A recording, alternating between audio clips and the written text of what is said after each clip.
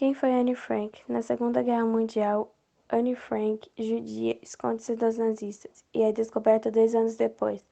Morre em 1945, em Bergen-Belsen. Os primeiros anos de Anne. Anne Frank nasceu em 12 de junho de 1929 na cidade alemã de Frankfurt. Tem uma irmã, Margot, de cerca de 3 anos mais velha. A situação na Alemanha não era a melhor.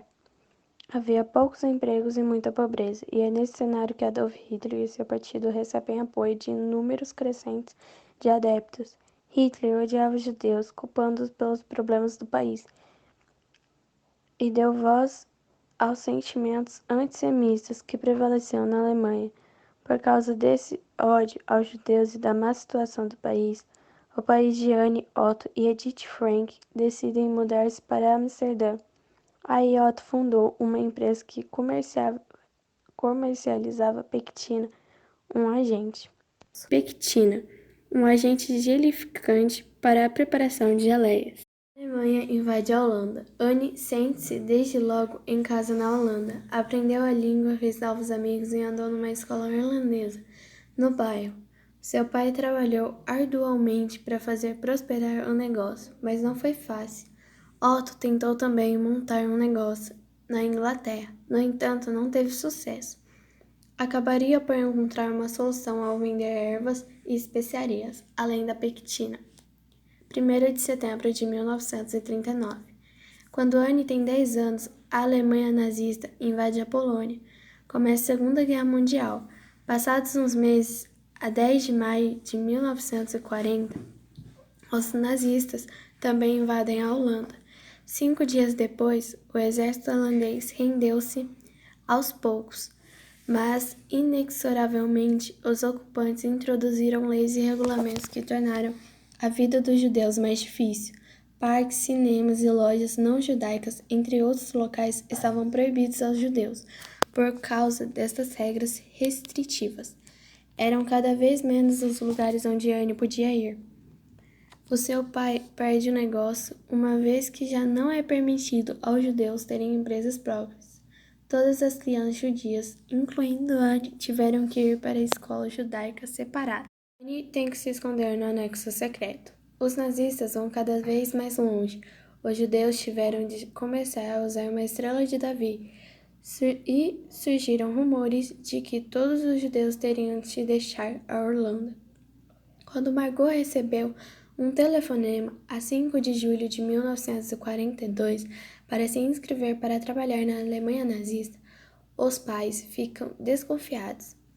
Eles não acreditam que se trate realmente de trabalho e decidem esconder-se no dia seguinte para escapar da perseguição.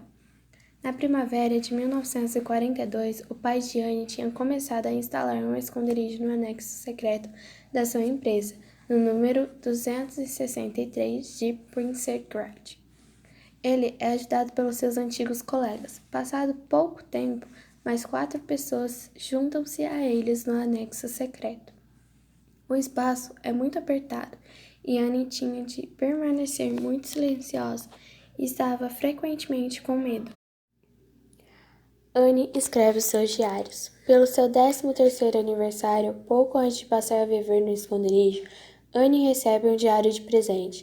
Durante os 2 anos em que permanece escondida, Anne escreve sobre o que se vai passando no anexo secreto, mas também sobre o que sente e pensa.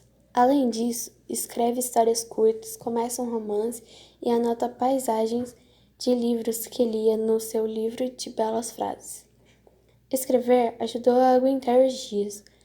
Quando o ministro da Educação do governo holandês no exílio na Inglaterra fez um apelo no rádio Orange para se manter os diários e documentos de guerra, Anne tem a ideia de reescrever os seus diários individuais numa única história com o título O Anexo Secreto. O esconderijo descoberto. Anne começa a reescrever o seu diário, mas antes que pudesse terminar, ela e outras pessoas que estavam escondidas são descobertas e presas por policiais a 4 de agosto de 1944. A polícia também prende 2 pessoas que os ajudavam. Até hoje não se sabe ao certo qual a razão para a busca policial. Apesar da busca, uma parte dos escritos de Anne são preservados. 2 outros amigos salvam os documentos antes que o anexo secreto seja esvaziado por ordem dos nazistas. Anne é deportada para Auschwitz. Passando pelo sítio Auschwitz, o Serviço de Inteligência da Polícia de Segurança Alemã, pela prisão de Amsterdã e pelo campo de trânsito de Hertenberg, as pessoas escondidas foram enviadas para o campo de concentração de extermínio de Auschwitz-Birkenau. A viagem de comboio durou 3 dias, durante os quais Anne e outras mais de 1.000 pessoas viajaram apertadas em vagões de gado. Há pouca comida e água, e apenas um barril a servir de sanitário. Ao chegar a Auschwitz, os médicos nazistas avaliavam quem podia ou não ser submetido a trabalho forçado pesado. Cerca de 350 pessoas que viajaram com Anne foram imediatamente mortas nas câmaras de gás. Anne foi enviada para o campo de trabalho para mulheres, com sua irmã e sua mãe. Otto acabou no campo para homens. Anne morre em Bergen-Belsen. No início de novembro de 1944, Anne é transportada novamente, juntamente com sua irmã. Foi deportada para o campo de concentração de Bergen-Belsen. Os seus pais ficam em Auschwitz.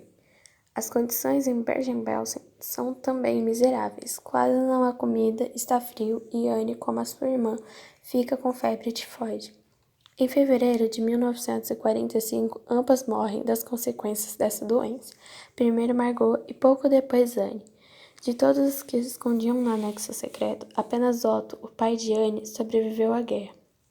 Ele foi libertado de Auschwitz pelos russos e durante a sua longa viagem de volta para a Holanda, fica sabendo que a sua esposa Edith morreu. Já na Holanda, fica a saber que também Anne e Margot não sobreviveram. O diário de Anne torna-se mundialmente famoso. Os diários de Anne causam profunda impressão em Otto. Ele lê que Anne queria se tornar escritora ou jornalista e pretendia publicar suas histórias sobre a vida no anexo secreto.